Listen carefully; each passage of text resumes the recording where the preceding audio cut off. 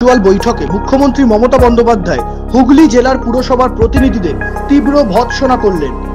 মুখ্যমন্ত্রী মমতা বন্দ্যোপাধ্যায় ওই ভার্চুয়াল সভার আয়োজন করা হয়েছিল চন্দননগর রবীন্দ্র ভবনে।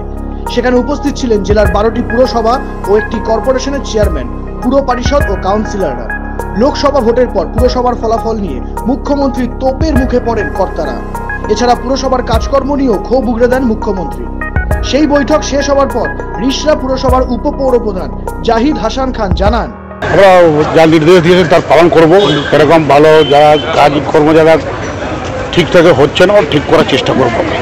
অন্যদিকে উত্তরপাড়া পৌরসভার কাউন্সিলর ইন্দ্রজিৎ ঘোষ জানান, উত্তরপাড়ায় কনজারভেন্সি যে পরিষেবা আমরা দিই এবং রিসাইক্লিং প্রসেস যেটা, এবং এটা আমার ওয়ার্ডেই আছে, জানো তোমরা বোধহয়। এবং এটা আমরা কাজটা খুব ভালোভাবেই করছি। আমরা ওই রিসাইক্লিং করে প্লাস্টিককে আমরা ওই গ্রুমিংস তৈরি করে আমরা মার্কেটিং করছি। এটা একদিন গেলে আমি সবাইকেই বলবো, হুগলি জেলার যারা সাংবাদিক আছে একবার আসুন, দেখবেন আপনারা আমরা কিভাবে কাজ করছি ওখানে। অন্য পুরসভাগুলো হচ্ছে না কেন সেটা আমি বলতে পারবো না। যে পুরসভায় হচ্ছে না সেই পুরসভাকে জিজ্ঞেস করবেন। আমরা করছি, দিদি আমাদের কথা বলেছেন, আমরা তার জন্য গর্বিত।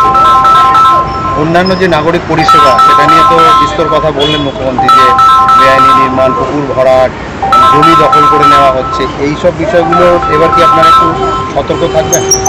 আমরা এই ব্যাপারগুলো নিয়ে আমরা সতর্ক আছি, আরও একটু নজর দিতে হবে। কেন